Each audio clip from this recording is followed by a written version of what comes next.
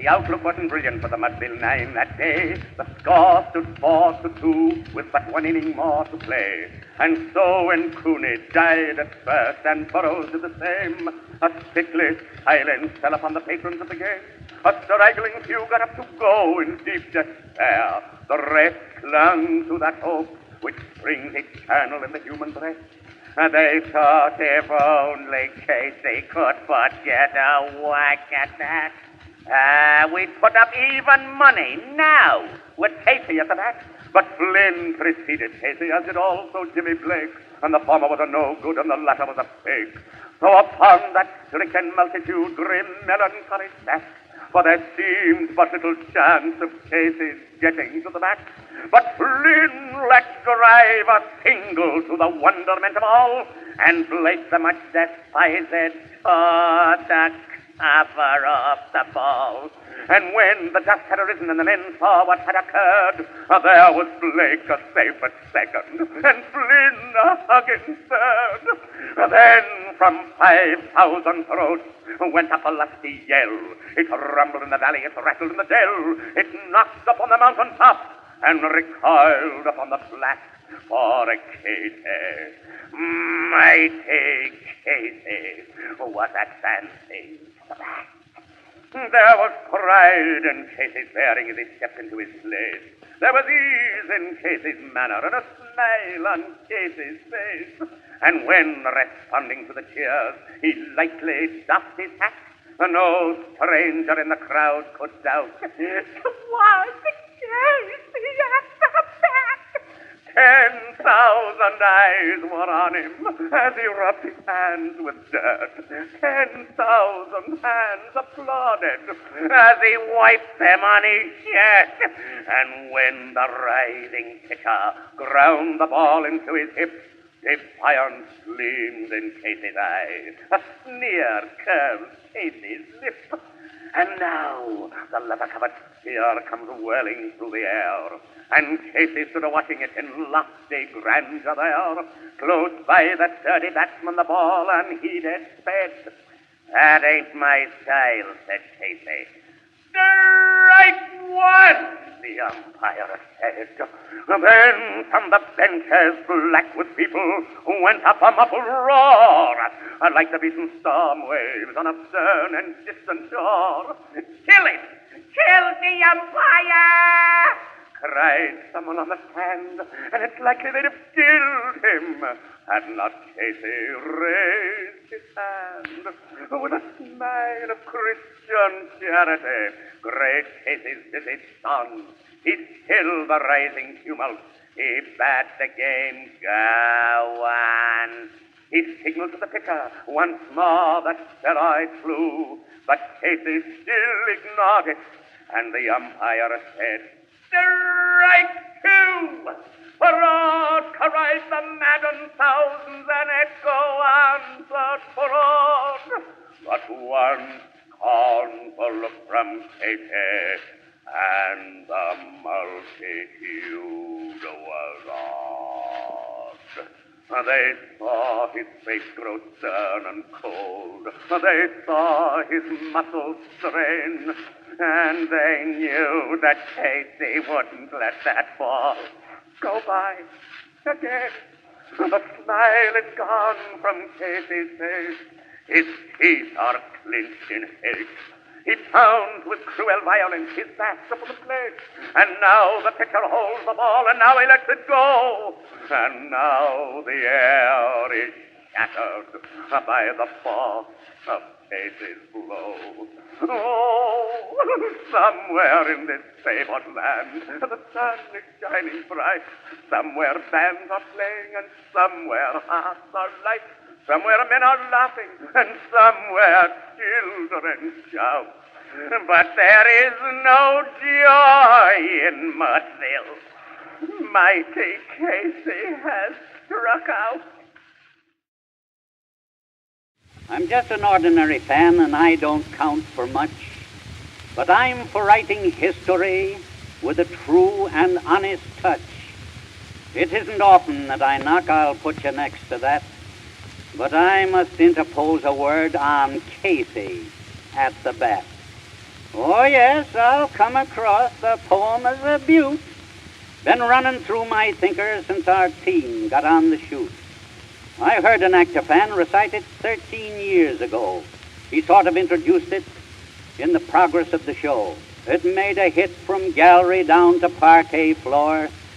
But now I've got to thinking, and that poem makes me sore. I'd like to know why any fan should be so off his nut about the mighty Casey, who proved himself a mutt. The score, we're told, stood 4-2, 1 inning left to play, which proves the Frogtown twirler had things coming his way. So in the ninth, with 2 men down, he loosened up a bit. And Flynn scratched out a single, Blake let loose a 2-base hit. Then up from stand and bleachers there rose a mighty roar. They wanted just that little hit they knew would tie the score. And there at bat was Casey, mighty Casey, Mudville's pride.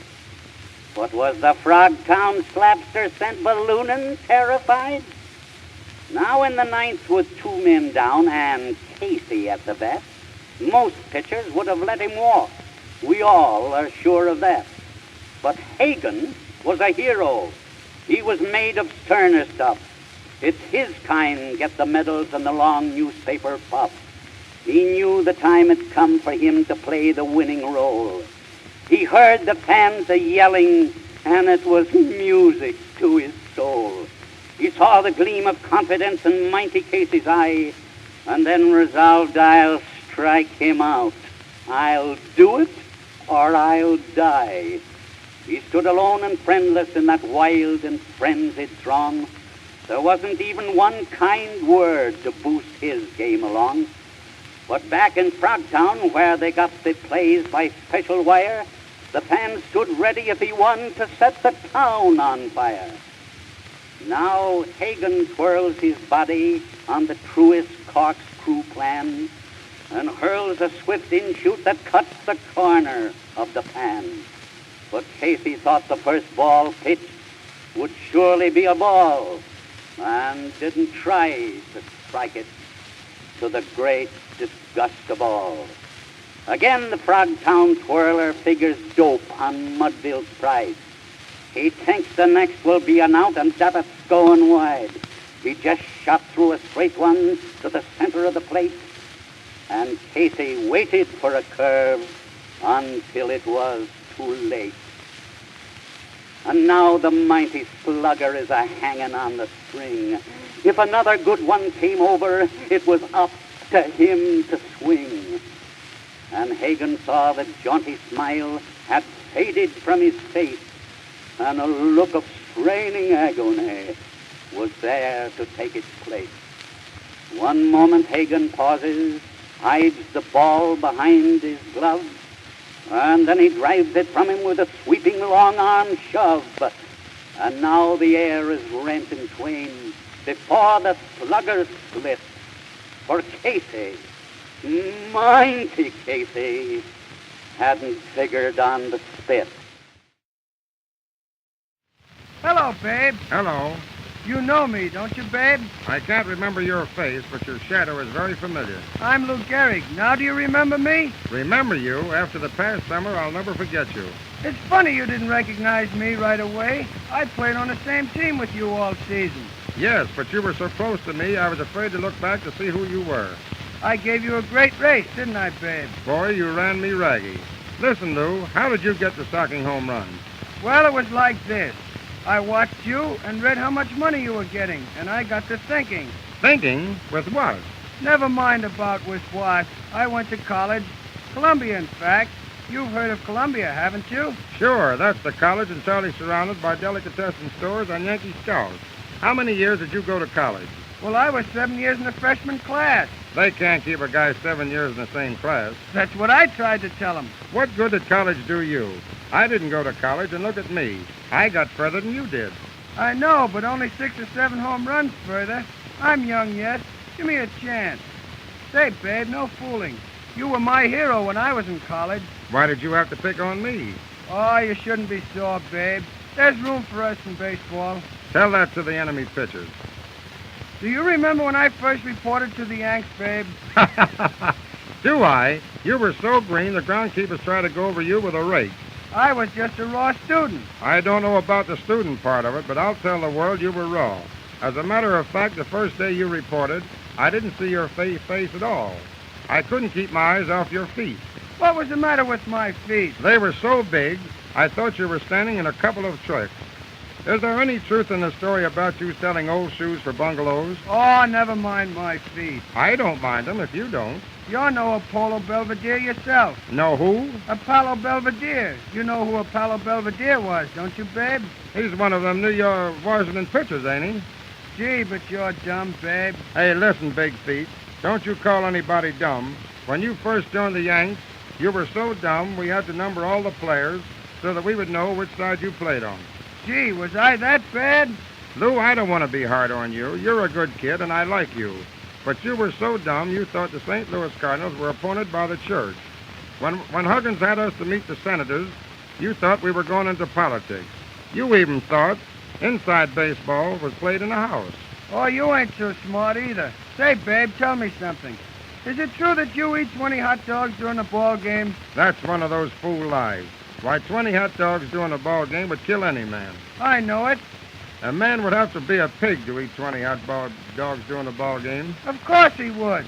Well, you don't really believe that of me, do you, Lou? Of course not. How many do you really eat, babe? 19. Say, babe, you've taken off quite a bit of weight in the past 4 years. Look at my figure, kids.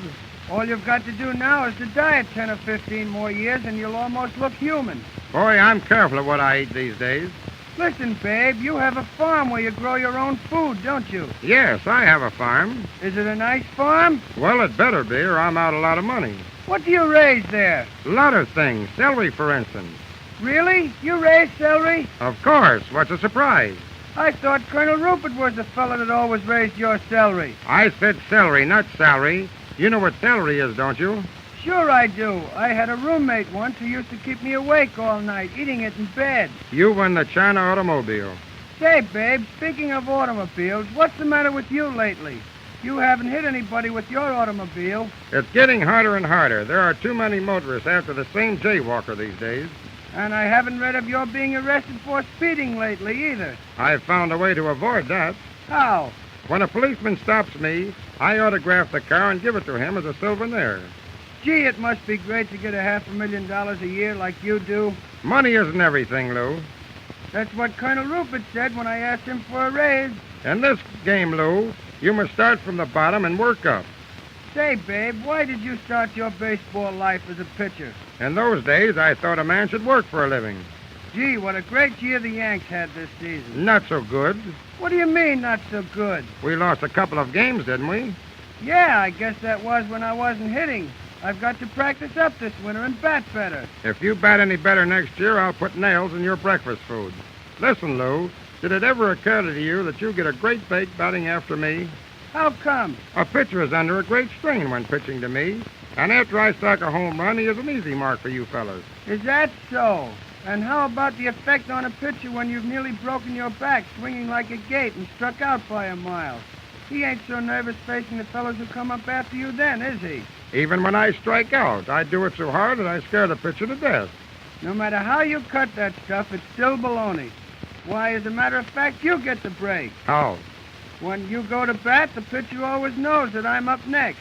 What's the result? He's so nervous he puts one right where anybody could knock it out of the lot. Now I'll tell one. All joking aside, babe, what is the secret of your home run hitting? How do you stand when you hit the ball? I stood on it flat on both feet until you came along. And now what? You had me on my toes.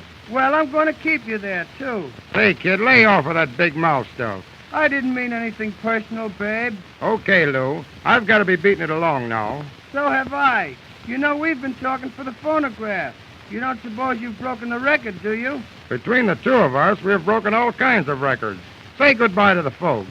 Goodbye. See you all next season. How will they know you when they see you? They'll know you, won't they? Of course they'll know me. Well, wherever they see you, they'll know I'm the guy that's right on your heels. So long, So long, folks.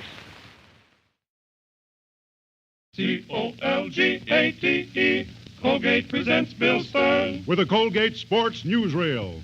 Bill Stern, the Colgate Shaker Man, is on the air. Bill Stern, the Colgate Shaker Man, with stories rare. Take his advice and you'll look keen. You'll get a shave that's smooth and clean. You'll be a Colgate brushless fan. Good evening, ladies and gentlemen. This is Bill Stern bringing you the 255th edition of the Colgate Sports Newsreel. Our guest tonight is the most famous mind reader in the world, Mr. Dunninger. But first, profile of Big League Baseball's beginning.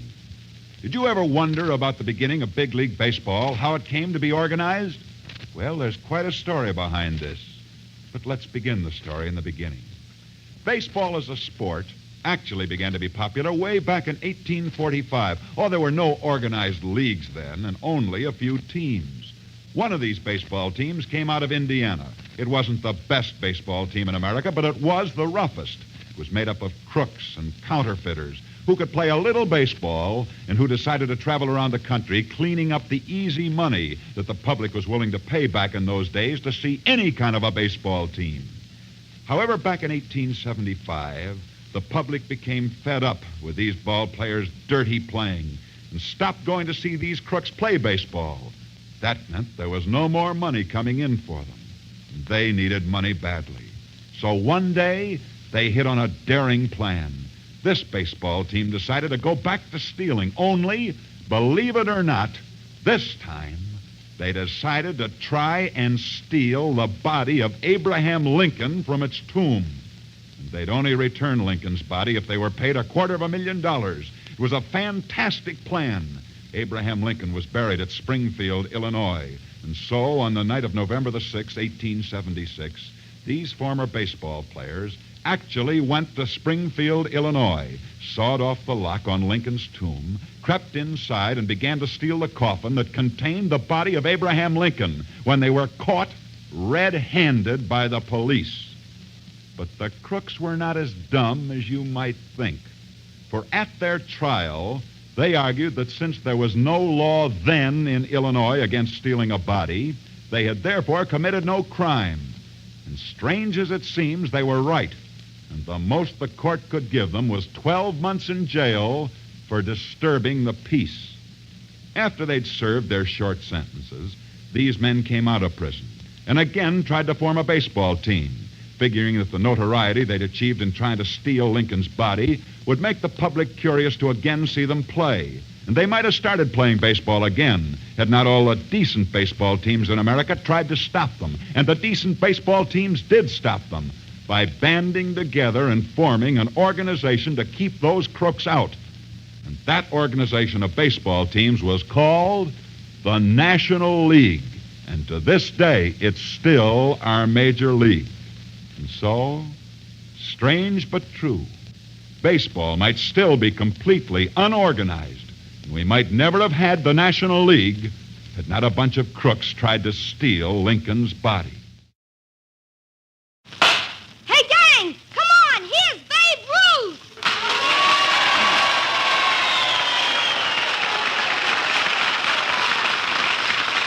Hiya, Slugger. Hiya, gang.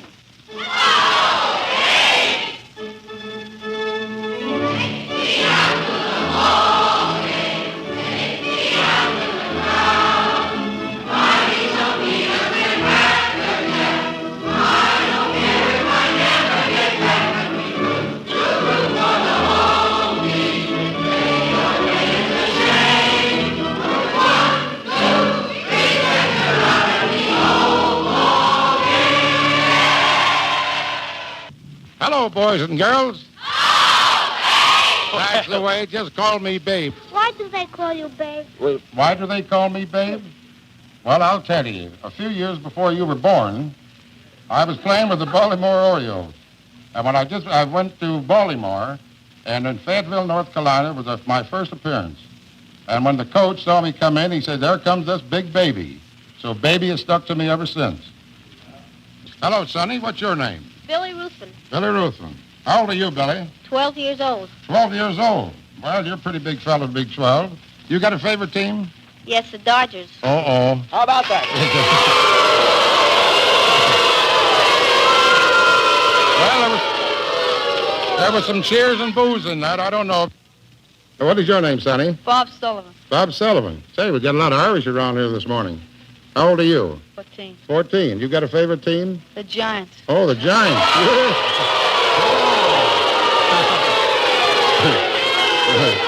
Well, it looks like we got a few giant rooters out there. What is your name, Sonny? Edward. Edward who? Sheedy. Sheedy, yeah. Well, how old are you? 7. 7? Have you got a favorite team? What is it? The Yankees. Yankees. Good for you. Archie, what is this I hear about Duffy having a two-headed baseball player? Yep, two-top Gruskin, the pitcher. What about it? A two-headed pitcher? You seem incredible. But you see, we got this ball club down at Duffy's Tavern, the DAAIY. The DAAIY? Yeah, Duffy's All-American Irish Yankees. So one day, Duffy, who's the manager of the club, says to Dugan, a shortstop, he says, Dugan, we got a great ball club here, but I'm afraid it lacks color. What's the answer? So Dugan says, color, huh? Well, this may not be it, Duffy, but I think I know where I can lay my hands on a pitcher with 2 heads. So Duffy says, pitcher with 2 heads, huh? I don't know, Dugan, you think it'd be a novelty? So Dugan says, well, what if it ain't? You can't pass up a guy that can watch first base and third base at the same time. So Duffy says, yeah, might be an angle. Besides, the guy will be great for double headers. So he says, where's he from, Dugan? So Dugan says, he's from Walla Walla, naturally. Archie, now just a second. Do you mean to tell me you've actually seen this two-headed chap yourself? You doubt my vivacity? Of course I seen him. I remember the night he walked into the tavern the first time, right after he got out of the Army. He was in the Army? Yeah. Didn't he have a little trouble getting into the Army? Well, he was a little too short.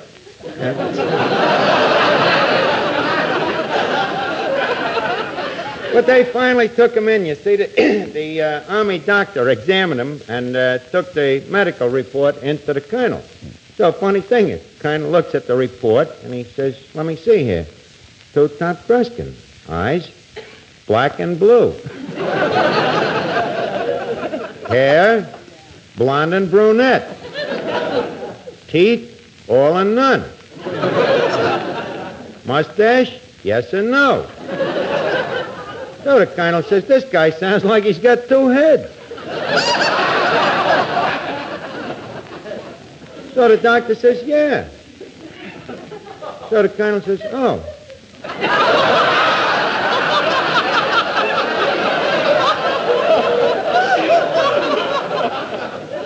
So they took him in.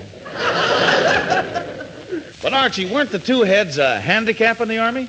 Well, saluting was a bit of a problem. But the main trouble was that the one head couldn't get no sleep. They made the other head the bugler. Oh. Well, anyway, as I said, I remember the first time he walks into the tavern all dressed up formal and a tuxedo by this time to sign his contract. So everybody in the joint stares at him in amazement. So Two-Top turns to the crowd. He says, what are you staring at? None of you guys ever see a tuxedo before? Well, Duffy's the diplomat, see? So he quick covers the embarrassment. He says, waiter, bring a couple of beers for this gentleman.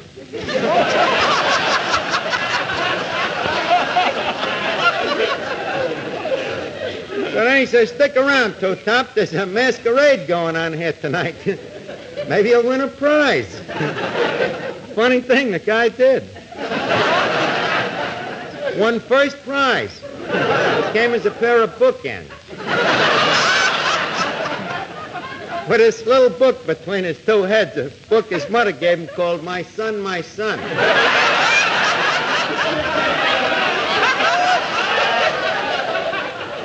Well, anyway, Duffy says, look, Two-Top, I'm a man of few words. Report tomorrow morning. There's a uniform and 2 caps waiting for you in the locker room. Archie, how did this Two-Top get along with the rest of the ball players? Not as well as you'd naturally expect. You see, we got this catcher, Gorilla Hogan, a natural-born catcher. Stands 6 feet 14 inches high, and he squats standing up. But he sounds like a monstrosity. Yeah, swell fella. Anyways, the trouble starts right off in the first game. You see, the gorilla signals for a fast curve, so the two-headed guy nods one head yes and shakes the other head no. Well, this is very confusing to the gorilla. Ain't a very bright guy anyway, even for a gorilla. So he throws down his glove and he goes over and he squawks to Duffy. So Duffy says, "Now, don't get excited, gorilla. Go out there and talk it over with the guy. After all, 3 heads is better than 1.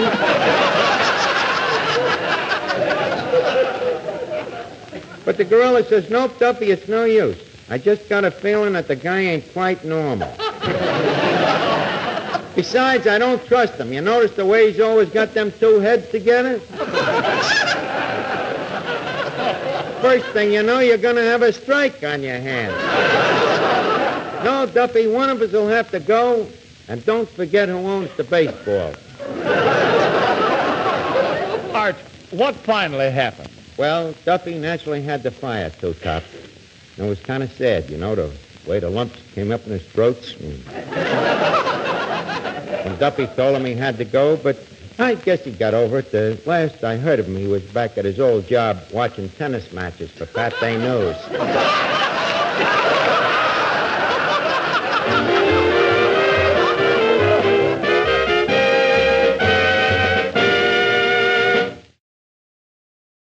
NBC presents The Joe DiMaggio Show. Starring the Yankee Clipper himself, Joe DiMaggio. Featuring Jack Barry. With the Kids versus Grown-Up Sports Quiz. With Joe DiMaggio's personal answers to the listeners. A reporter's exciting story about this week's famous guest. And now, here he is, the star of our transcribed show, the center fielder of the world champion New York Yankees, and one of baseball's all-time greats. Here he is in person, Joe DiMaggio.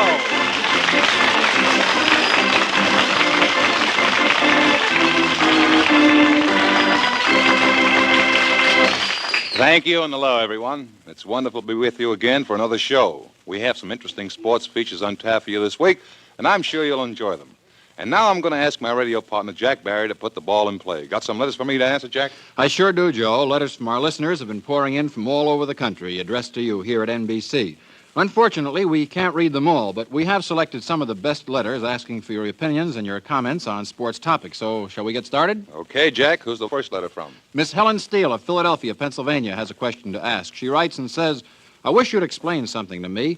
When a team wins the pennant, is this pennant displayed in the ballpark? Is it kept under glass? Or is the word pennant merely a fictitious term used to describe the championship?" No, the pennant is flown at the flagpole, generally in center field. It has flown the past year, anyway, at Yankee Stadium, and it's generally put up the opening day at your own ballpark. And I saw Casey Stengel proudly raise that flag up. Thank you, Joe. Maybe he'll raise it again this next I year. hope so. Here's a letter from Mr. Glenn Sanders of Tulsa, Oklahoma. He writes and says, "Is a player permitted to throw his glove at a hit or thrown ball to stop it?" No, he's not permitted. He can if he wants to, but the base runner gets automatically 3 bases. Thank you, Joe. Another letter came to us from a 12-year-old lady, Miss Donna McKenzie of she's a young lady, of North Chelmsford, Massachusetts. It was addressed to you here at the Joe DiMaggio Show at NBC in New York City. She wrote and asks, "After the first game of a doubleheader, aren't you too tired to play in the second game?" Oh, boy.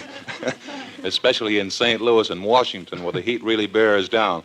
Yes, it does get a little tiresome playing in the second ball game, especially when you're past the age of 30. Oh, well, you're not past 30, Joe. No, I'm only 31.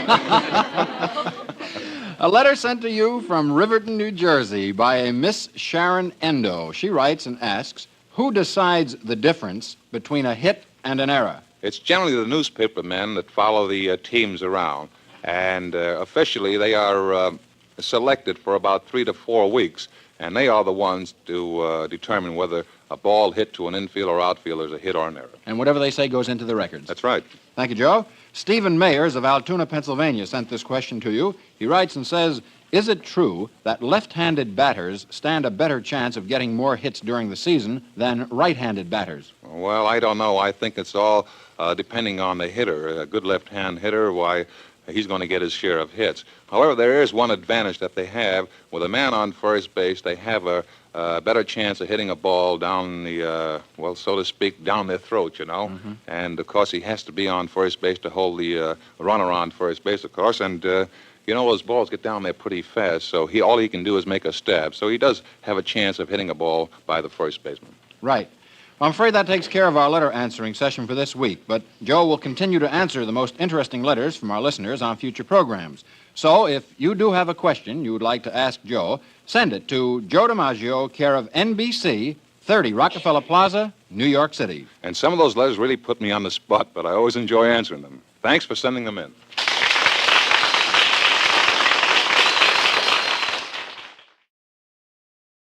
It behooves me at this time to drop in a note of authenticity in the person of the leading home run hitter of the major leagues, the pummeling pirate from Pittsburgh, Mr. Ralph Kiner. Thanks, Bing.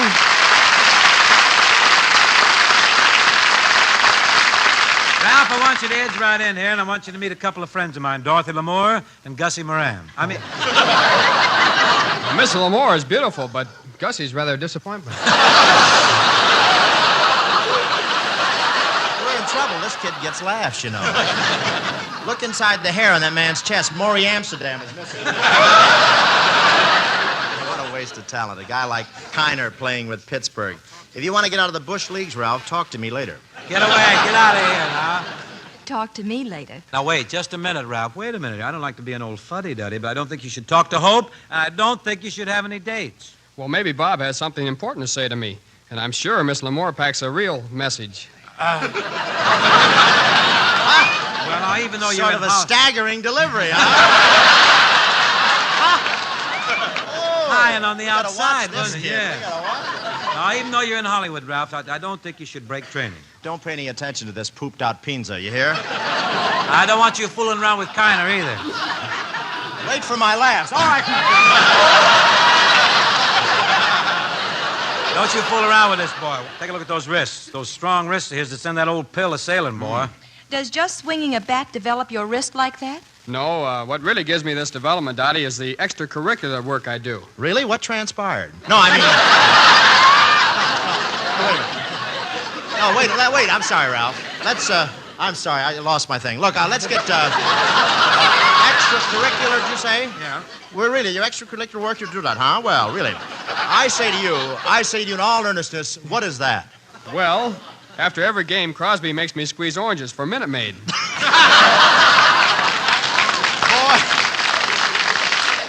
you sure got a head for business, Bing, that's all. Thank you. I never saw a better one for squeezing oranges on. Now, wait a minute. That's my line. Wait a minute. Look, just stick to playing ball, kind of. That's my line.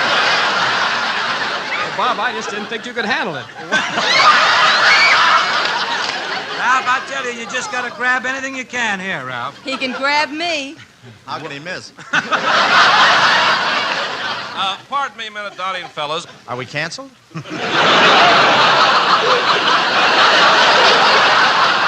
Don't get excited, Bob. You see, Bob, along about here, the Wheaties people would like to have us drop a few words gently into the microphone concerning their delicious, energy-giving product. Yeah, we got a real champion here, Ralph Kiner. Perhaps he'd like to say something about the breakfast of champions. I certainly would, Bing. Wheaties is my favorite breakfast food. Ralph, is it true they send you a case of Wheaties every time you hit a home run? Well, that's right, Dottie. Ralph's got more Wheaties than the Wheaties people have. You sign with the Indians, Ralph, and every time you get a case of Wheaties, we'll furnish the milk. We keep cows in the outfield, you know. You ought to have some ball players out there, son. No insults during the commercials. I'm sorry. Recognize a man from the That's major right. league, please. I'm sorry. They're still going underhand. I guess it's just lost my head. I'm sorry. Well, we'll put an ad in the paper. Say, I mean, it may not be worth much, but it has a sentimental value. Well, folks, I know most of us just don't have the knack of slugging homers to get our Wheaties, but I do know that all of us are interested in feeling good.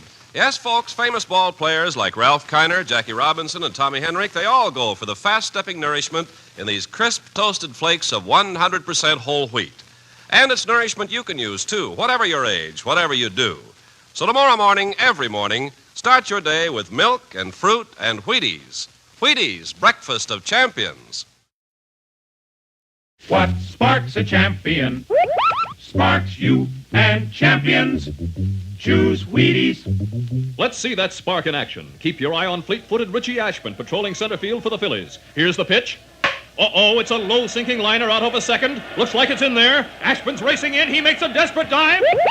And he's up with that ball. A terrific shoestring catch by Richie Ashburn. Man, oh man, he's really got that spark. Champion Ashburn fires up with Wheaties. How about you? Remember, what sparks a champion sparks you. That's the kind of spark you could use. And it's all yours if you know this one big food fact. There's a whole kernel of wheat in every Wheaties flake. Can you be satisfied with less? Spark your day at work and play. Eat Wheaties with milk and fruit. Remember, what sparks a champion sparks you and champions. Choose Wheaties. Breakfast of Champions. Since Bob Feller is our guest tonight, it's appropriate that we talk about him for a moment. He's already pitched 2 no-hit games for the Cleveland Indians. He's the most famous pitcher in the big leagues. And since Bob Feller's a champion, he shaves with Colgate brushless, the shave cream of champions. For here's what Bob recently wrote me. Dear Bill, I go all out for Colgate brushless, that light, fluffy shave cream of yours.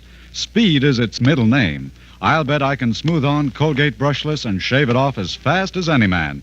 My face is really a hard proving ground for shave cream because I happen to have tough whiskers. But my skin, believe it or not, is naturally sensitive.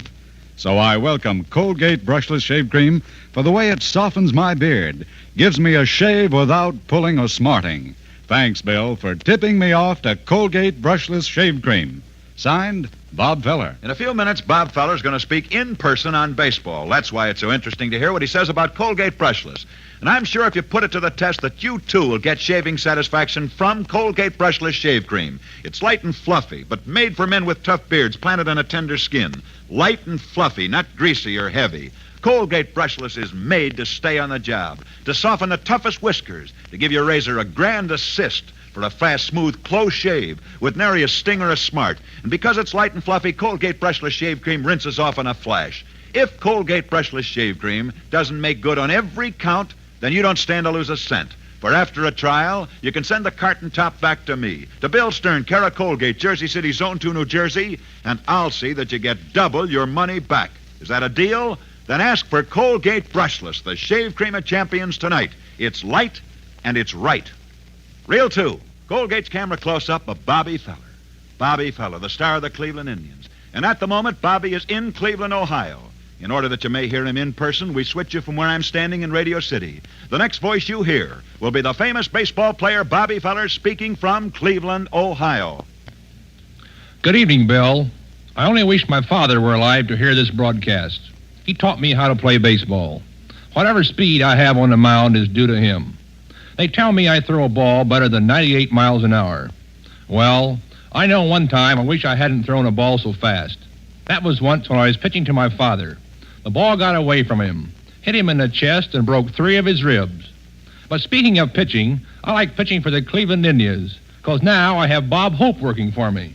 You see, now that he owns part of the team and helps pay my salary, I am making more money than while I was in the Navy. Then I cashed my checks at a newsstand. Now I go to a bank. And speaking of the Navy, that brings me to the serious part of this broadcast. Also in the Navy with me in the war was a friend of mine from Iowa. He was a catcher back when I played baseball for the American Legion. I was sure proud of him in 1939 when he was picked by the Sports Writers of America as the greatest football player in this country. By now, you know I mean the great Niall Kinnick. Remember him? We were both in the Navy, only he was killed. Lots of other men were not killed, but they were wounded. They're disabled American veterans lying in hospitals right now. They must not be forgotten. This is Bob Feller in Cleveland, Ohio, returning you to Bill Stern in New York. Thanks so much, Bobby Feller, for calling attention to the Disabled American Veterans, an organization to help our war heroes help themselves.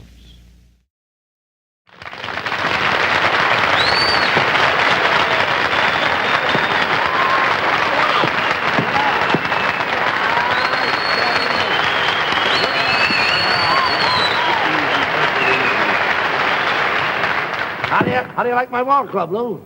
Hey, all those people going to be at the game today? Certainly. Oh, this is going to be a whopper of a game. Well, it should be. Hey, Abbott, I understand they made you the manager of this here Colgate team. Why not? So you're the manager? I'm the manager. Well, I'd like to know some of the guys' names on the team, so when I meet them on the street or in the ballpark, I'll be able to say hello to those people. Why, sure, I'll introduce you to the boys. They give them funny names, though, Lou. Oh, I know they give those ball players awful funny names. Let's see, on the team we have who's on first, what's on second, I don't know who's on third. You the manager? Yes. You know the guys' names? I should. Well, then tell me the guys' names. I say who's on first, what's on second, I don't know who's on third. You the manager? And then yes.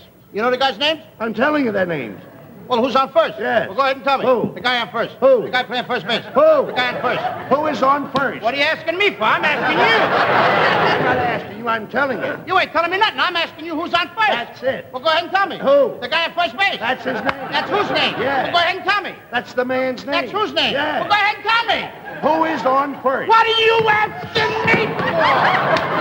I'm asking you who's on first. That's it. Well, go ahead and tell me. Who? The guy on first. That's it. What's the guy's name on first? No, what's on second? I'm not asking you who's on second. Who's on first? That's what I'm asking you. No, Who's wait a on minute. first?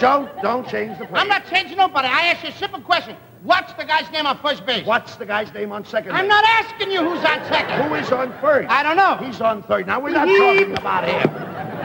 Look, you got a first baseman? Yes. Then tell me the fella's name playing first. Who? The guy playing first. That's his name. Wait, what's the guy's name on first base? Why, there's the guy's name on second base. Who's playing second? Who's playing first? I don't know. He's on third base.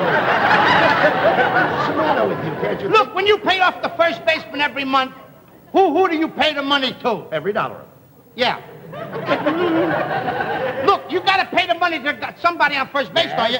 Does he give you a receipt? Sure. How does he sign the receipt? Who? The guy that you give the money to. Who? The guy you give the money to. That's how he signs it. That's how who signs it? Yes. Well, go ahead and tell me. That's it. That's who? Yes. When you give the guy the money, don't he have to sign the receipt? He does, Lou. Well, how does he sign his name? Who? The guy you give the... That's how he signs it. You dope. Now, take it easy. You just don't give money to somebody without him giving you a receipt. So who signs it? What are you asking me Now, for? wait a minute. I'm not asking you. I'm telling you. Well, go ahead, tell me. What's the guy's name that signs the receipt on first Wait base? a minute. What signs his own receipt? Who signs his own receipt? No, who signs his? I'm asking you, when the guy on first base gives you a piece of paper, Yes, now, wait. he puts his name on it. So who puts How- his name on it? What puts How his does the fella's name on first base look to you when he signs his name? Who? To you. That's how he looks. How does it look to you? Who? To you. Who? To you. Who? When the guy signs his name, how does it look to you? Look, that's how it looks. Who? Who? I'm asking you, what's the guy's name on first base you give the money to? Who? After all, the man's entitled to it. Who is? Yes. Sometimes his wife comes down and collects it. Whose wife? Yeah, sure. All I'm trying to find out is what's the guy's name on first base? What is on second base? I'm not asking you who's on second. Who's on first? I don't know. He's Third on base. first. I know that. You got an outfield? Sure. The left fielder's name. Why? I just thought I'd ask you. Well, I just thought I'd tell you. The left fielder's name. Why? Because. Oh, he's center field. Oh. You know these players as well. All I'm trying to find out is what's the guy's name in left field. Now, what is on second? I'm not asking you who's on second. Who's on first? I don't know. Third base.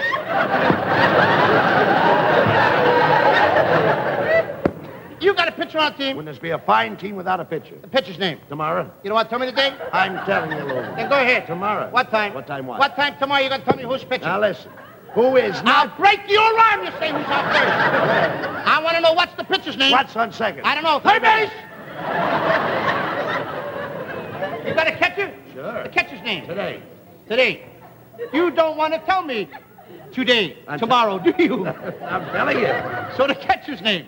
Today. Today, and tomorrow's pitching. Now you've got it. Now I got it. That's Boy, so I simple. got it. Now stop. Simple. All we got is a couple of days on the Well, I team. can't help that. All right, now I'm a good catcher. Now I get behind a plate, and tomorrow's pitching on my team, and the heavy hitter gets up. Yes. Now when he gets up, me being a good catcher, I'm going to throw the guy out at first base. So the guy bunts the ball. I pick up the ball. I'm going to throw the guy out at first base. So I pick up the ball and throw it to who? Now, that's the first thing you've said right.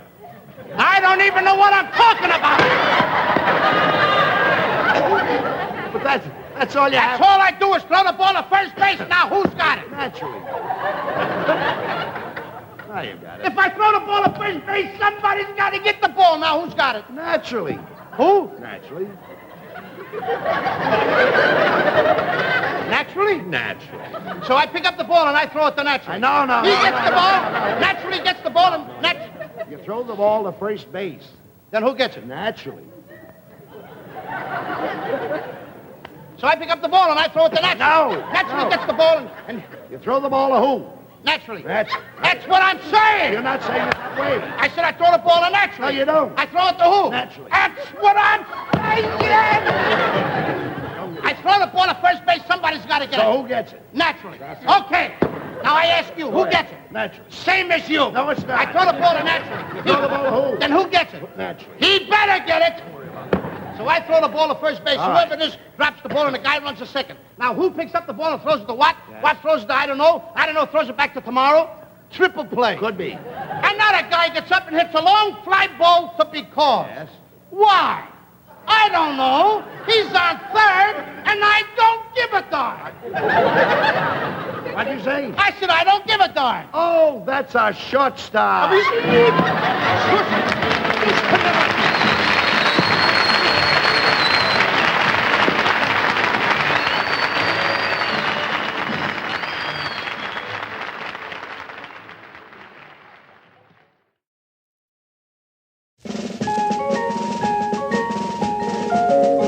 Oh, stretch, it's the seventh inning stretch. Good to stretch a little bit, so relaxing you'll admit.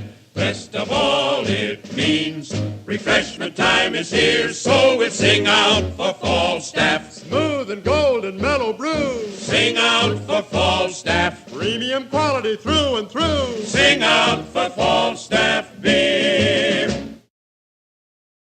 Marilyn Monroe was married to Joe DiMaggio in San Francisco today. Marilyn and Joe were married at about 1:45 p.m., but when I first heard about it, I telephoned the marriage license clerk at the City Hall in San Francisco about 1 p.m. I'd like to have you hear that conversation now. Then a little later, I'll bring you Judge Perry from his chambers just as he is about to marry Marilyn and Joe. Here now is my conversation with the marriage license clerk in San Francisco. Hello? Who is it? This is the Marriage License Bureau. Yeah. Did you issue a license for Marilyn Monroe and Joe DiMaggio? No, not yet. Are you going to very shortly? I haven't heard. Of course, there's been rumors now for a month or so.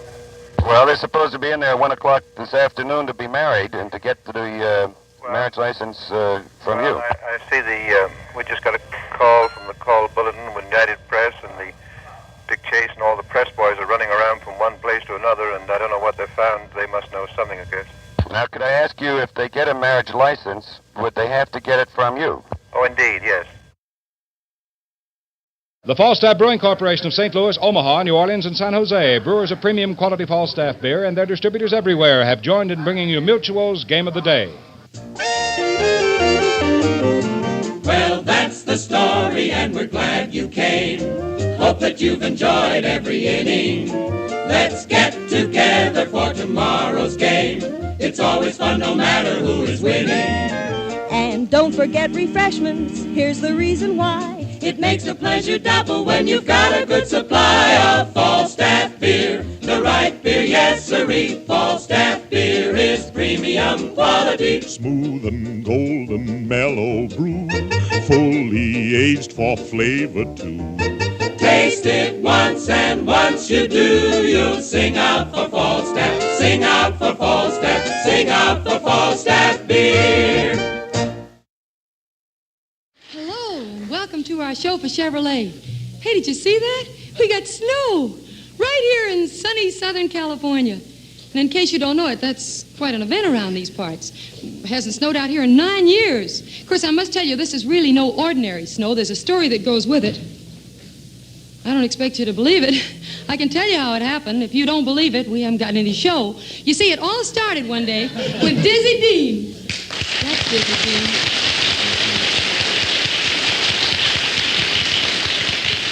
And little old Dizzy said to me, Ho, ho, ho. Big, and whose little boy are you? I belong to Mrs. Dean, and I've been a real good boy. You have? I heard all about that, Dizzy. Gee, you know, it's kind of hard to realize a whole year has gone by since you were with us last year. Well, Miss Dinah, you really gave me a wonderful Christmas last year. Oh, it was our pleasure, Diz.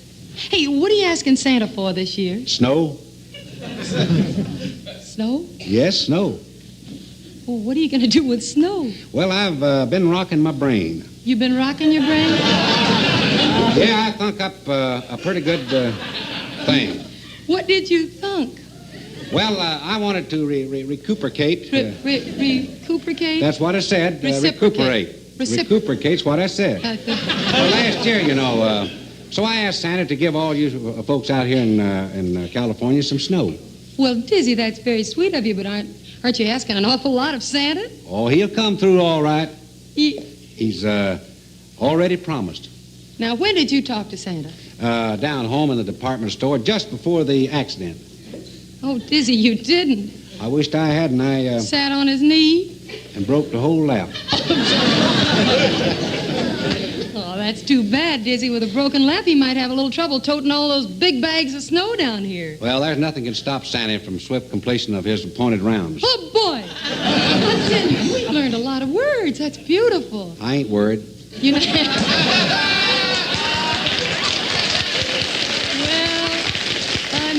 You're not worried, and you don't have to worry, but Santa and I, we got a problem. It's Santa's problem. You're right, it is, Dizzy. Did you want to ask for anything for yourself? Well, there was one thing. I wanted to have a picture taken riding Trigger. Trigger? Roy Rogers' horse? Yep, you see, the kids down on my block don't believe I really know him. Oh, well, now, that is a problem. Well, I better get outside. I promised snow tonight. Yeah. In the old days, they used to use Wrigley's cliche about baseball is too much of a sport to be a business and too much of a business to be a sport, and I hear more and more baseball men sort of explaining away all their problems by quoting that. But that implies a 50% balance of business and sport, and nowadays I think baseball is much more a business than a sport, and that baseball owners will not continue to operate something that is uneconomic or that is not operating at maximum economic efficiency, and therefore you do not support the minor leagues completely. You'll abandon the town, throw it out, change a league, transfer things. Well, because we have to have a geographical changes. We're changing the major. You realize when you take in two cities in the major leagues, you automatically take two away from AAA. Mm-hmm. They go down and take two away from an A league. The A league goes back to the B league. You have a complete change. There's a chain reaction, and as a result, these changes will have to take place before. I don't think baseball can say static and say this is the way it's going to be and it's going to continue for 25 or 30 years. Nothing like that happens in any other industry. No, they're constantly changing. But there's a big difference between being static and being just mildly changing. Mr. Rickey, as the man who invented the farm system, what about the minor leagues? Oh, I can't agree at all with Mr. Greenberg. I don't think that Mr. Greenberg, deep down in his heart, thinks that the minor league situation is sound when the majors have to give $1 million a year to support them, to subsidize them, to keep them in existence for the sake of developing the players necessary for them in the future. That is not a sound minor league situation. And when you come from 58 down to 24 minor leagues in a period of 6 or 7 years, that does not indicate a soundness in the minor league structure. Not at all. It is not sound, in my judgment. The American Association is going with 6 clubs instead of 8, or 12 last year. The International League is going to San Juan. The Pacific Coast League is going to Honolulu. That's right. Heavens, what is in front of us if we have to do things like that in order to sustain the AAA clubs in this country? They are on the rocks, and they know it, and the Major League knows it. Mr. Greenberg, what is in your heart of hearts? Well, Mr. Rickey, I can't agree with you. I've heard this conversation a long time. It's true that we've given the minor leagues $1 million, but that's not all we've given them. We've given them considerably more, and we intend to give them considerably more. We are subsidizing the minor leagues. We pay for at least 85 to 90% of the costs, and we intend to continue that way. I'm not despairing that there's only 24 or 28 minor leagues in operation today. This afternoon, I'm going over to a meeting of the minor league farm system directors. They're talking about expanding. But you have to have the communities that can support these franchises. And the cost of operation in the minor leagues is great. We know that these small communities, whether it's Jacksonville, Florida, they want to see Major League Baseball. They're getting it on television, and they're not satisfied to support a minor league operation in Jacksonville, whereas years ago they never saw Major League Baseball, and so because they were baseball lovers, they stayed and watched the home team perform. But today, whether it's Houston, Texas, San Diego, California, Spokane, Washington, they see these Major League games on television. And someday they hope to have those Major League players performing in their town. So I think with this complex problem that exists today, you can't go back to what took place 25 years ago and expect to remain status quo. I think we're changing, but I think we're changing in the right direction. Baseball fans, it's the old fireball himself, the old pro, with the key to pitching the fastball. It's all in the windup. Start slow. Now, turn on the power and strike him out. Well, it seems that he scratched a single over the fence. Speaking of home runs, fans, you'll always score when you run home with Falstaff. Cool, cool, cool and refreshing. Falstaff beer. Right beer anywhere. Falstaff beer. Brewed with special care. Smooth and golden, bright and clear. America's premium quality beer. Sing out now, the time is here for cool, refreshing Falstaff. Go, go, go for Falstaff. That's my beer. Falstaff Brewing Corporation. Los Angeles Dodgers say, we came west and found the best. Packard Bell, TV, radio, and hi-fi. Here's what Dodger manager Walt Alston said when we talked to him in the Coliseum dressing room before the game. This new Packard Bell portable TV is the greatest. Gives you big lead performance in a lightweight fiberglass cabinet that can really take it. You'll agree with Walt, too, when you see this sleek, slim Packard Bell 17-inch portable beauty with the industry's only indestructible fiberglass cabinet and big set performance. You'll like its looks and the decorated colors that can't chip, peel, scratch, or fade because they're molded in. You'll like the price tag, too. For a portable TV that's really going places, see the Packard Bell Portabelle soon. Hi, folks. This is Roy Campanella, coach of the Los Angeles Dodgers. I want you to know how much I enjoy being in California, back with my team. And I want to thank all you Dodger fans for the warm welcome you have extended me. When I arrived here, I heard a lot of my teammates saying how much they enjoy their Packard Bell TV, radio, and stereo hi-fi. I like music, so I bought a Packard Bell stereo hi-fi. Well, I wish you could hear how wonderful music and songs sound on it. And my Packard Bell TV is a real joy, too. Sharp, clear picture, good looking, all hardwood cabinet. And it has an exclusive remote control master tuning. Lets me change programs or adjust the set from where I am sitting. No wonder so many Dodgers go for Packard Bell TV, radio and stereo hi-fi. Hello, my name is Don Drysdale. I went to a full-time school here in Los Angeles, but 51,000 kids right now attend half-day schools. Vote yes on S. That's S for schools. 3 years ago, a terrible thing happened to the good people of Brooklyn. After over half a century in Flatbush, the Brooklyn Dodgers moved to Los Angeles. But even after the team had gone, one landmark still remained. In Brooklyn, just to remind the fans of the glory that was Duke Snider, Jackie Robinson, Ralph Branca, Carl Erskine, Pee Wee Reese, the grandeur that was the Dodgers. That landmark was Ebbets Field. On a fine spring afternoon, a Dodger fan could stroll down Bedford Avenue past the empty ballpark and picture in his mind's eye how it was when the bright flags were whipping in the breeze and the crowds battling their way into the bleachers. He could even dream that someday, somehow, the Dodgers would return to Ebbets Field. And through the ballpark would echo again the familiar sound of the bat on the ball and the infield fly on the second baseman's skull. Well, folks, we know that now even that last faint hope is gone, because shortly Ebbets Field will be torn down, stone by stone, and where it stood will be left only tears, memories, and a few empty beer cans. So tonight on Be Our Guest, we offer a nostalgic tribute to some of the devoted fans who gathered at Ebbets Field in years gone by. I would like you to meet right now the Brooklyn Symphony, your old friends and fellow rooters, and here they are, the Brooklyn Symphony. Listen to this music.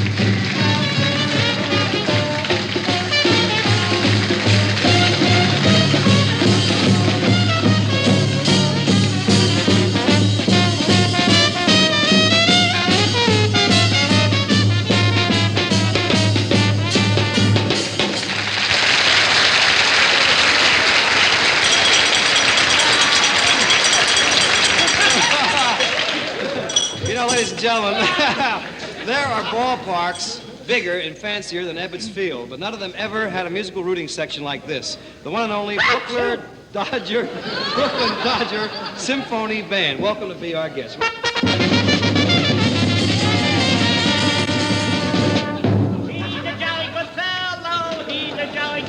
want you to all sit down and be comfortable in your seats. Now, these seats that you're sitting in right now are the seats that you sat in at Ebbets Field. They're the very same seats.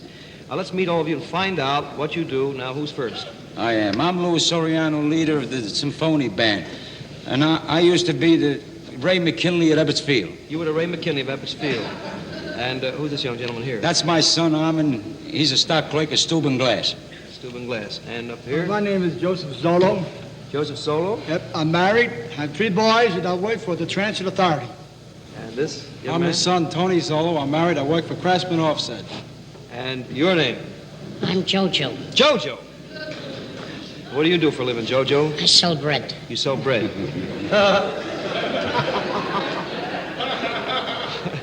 What did you do before you sold bread, Jojo? I used to sell salami.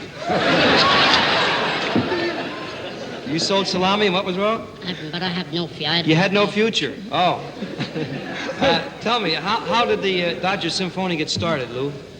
Well, one day the whole gang of us went out to a picnic, and we took our instruments as usual, as we always do. And when we got there, it started to rain. So we left the picnic grounds to come down at Ebbets Field, towards Ebbets Field. And the rain stopped just when we were around Ebbets Field, and we started taking in the ball game. I see. I like the way you used to kid the umpires. How did you do that? Well, we used to play this.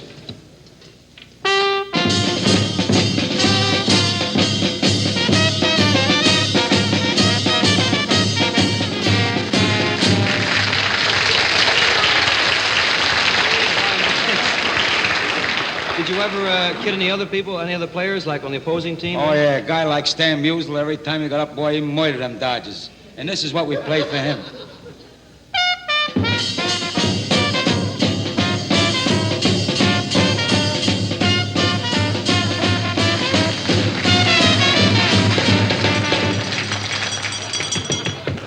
Tell me, did you fellows get paid for playing at the games, Lou? No, we never got paid. But for 7 years, we've been paying our own way. But since Branch Ricky's time, we got free special seats from him. Oh, yes? Well, now that you should have been here at rehearsal. Now that the Dodgers are gone, what do you do, Lou? Do you go up to Yankee Stadium? No, we're down in Ebbets Field, and there ain't no place like the spirit like there is in Ebbets Field. No other place. You're right. You're right there, Lou. Dodgers might have left us, but we'll never leave them. Right.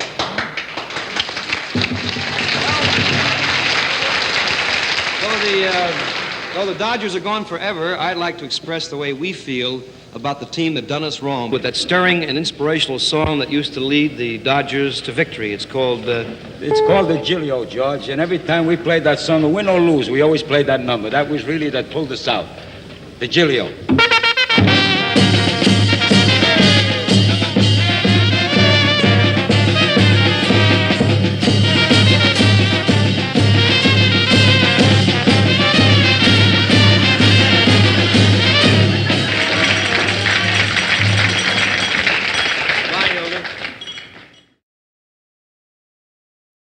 Aren't you Reggie Jackson? Yes. Well, don't you collect cars and own a Rolls Royce? Yes. Well, then what are you doing with a Volkswagen Rabbit? Because it does everything I want it to do. Holds everything I want it to hold. Well, wait a minute. You hit 3 consecutive home runs off 3 different pitches in the last game of the World Series. You can drive any car you want. Why a Volkswagen Rabbit? Because the only person I have to impress is me. Volkswagen does it again. can you give us just a few basic comments about your feelings on the game? Well, naturally, I feel bad about losing a ball game like that. There's no way you should lose that ball game, and it just doesn't make sense. What's your opinion of Kingman's performance? What's my opinion of Kingman's performance? What the do you think is my opinion of it? I think it was put that in. I don't opinion of his performance. He beat us with 3 home runs. What the can you mean? What is my opinion of his performance? How can you ask me a question like that? What is my opinion of his performance? He hit 3 home runs. I'm off to lose the game, and you ask me my opinion of his performance. I mean, that's a tough question to ask me, isn't it? What is my opinion of his performance? Yes, it is. I asked it, and you gave me an answer. Well, I didn't give you a good answer because I'm mad, but I mean... That wasn't a good question. That's a tough question to ask me right now. What is my opinion of his performance? I mean, you want me to tell you what my opinion of his performance is? You just did. That's right. Guy hits 3 home runs against us.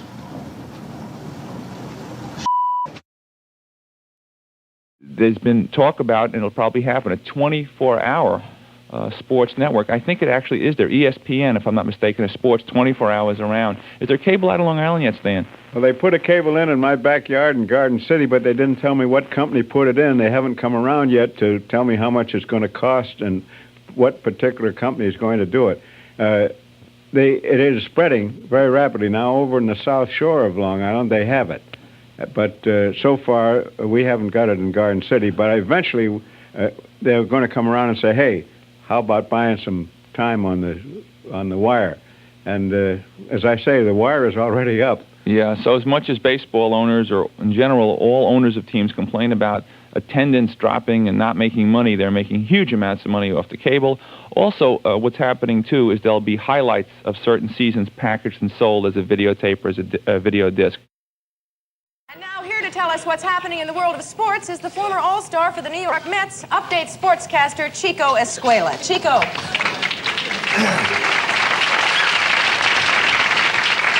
Thank you, Hayne.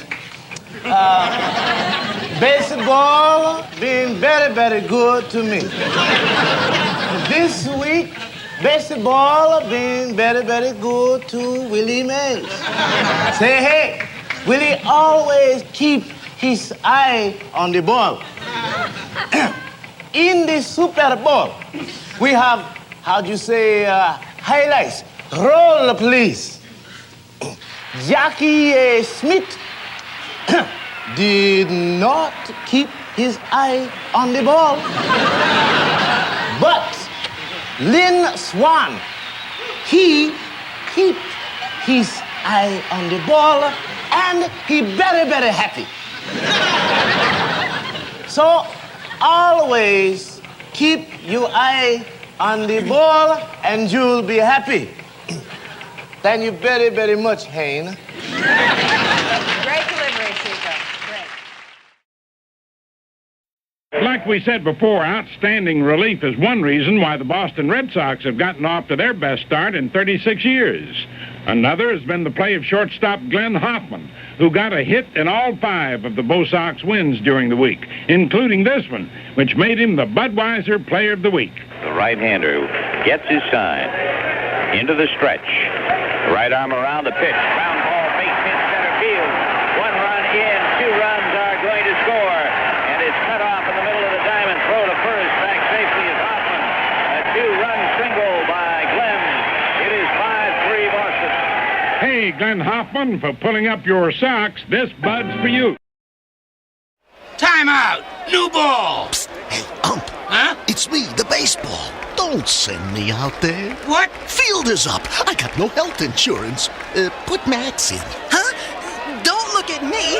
Deer hit me off the wall last inning. I had to get stitches. Come on, fellas. You gotta go sometime. How about when the other team's up? Yeah, that's a good idea. Their bats don't hurt as much. Yeah, did you see what Trammell did to Harry in the 4th? Upper deck. Tragic. We'll never see him again. And he had so much bounce. Max, I'll go. You got family. Thanks. Play ball! Will the Tigers' big guns sink the Seattle Mariners? You'll never know unless you go. Tuesday, Wednesday, and Thursday, June 4th, 5th, and 6th at Tiger Stadium. And Thursday's an afternoon game, so call in sick. But first, call Ticketmaster, 645-6666.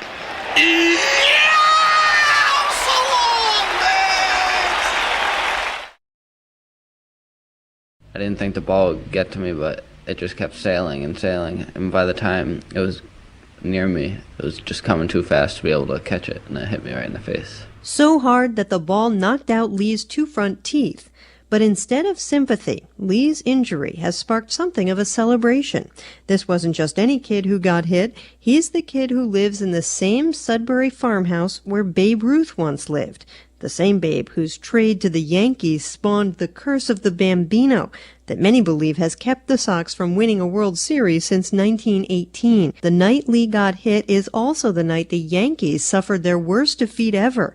So people started speculating that he may have taken the hit for the team that would finally lift the curse of the Bambino. Since everything happened all in one night and it's all coming together, I mean, there's got to be a reason for it. Last week, when a Fenway beer seller found a penny stuck to his counter, dated 1918, the story made the paper. Fans are also relishing the fact that the day the Sox hit their season low, August 16th, is the anniversary of the Babe's death. Add it all up, and it's got lots of Sox fans believing again. This is definitely the year. There's no maybes about it. I'm feeling it. I think there's definitely something else going on. There's signs. There's signs. It's the year. Any Sox fan will tell you this year is different. Dan Shaughnessy, who wrote the book The Curse of the Bambino, has heard it all. When Russia fell, it was pointed out that the Red Sox won in 1918 after the Russian Revolution. So they were going to win every time the Russian Revolution happens. The Red Sox are going to win the World Series the next year. You can get way out there with this stuff. Legend has it that Babe Ruth threw a piano, and he further stated that, to his knowledge, it had never been recovered. So I said, great, this is encouraging me. I don't need encouragement, believe me. So I pursued it. There's something about this piano. It's been in the sediment of the bottom of that lake for 84 years, as long as the Red Sox have not won a World Series. The timeline is right here, so perhaps if we can bring this up and get it in working condition and play it, maybe if there is a curse, they'll look favorably on us. The next step in the search for Babe Ruth's piano is planned for later this spring or summer.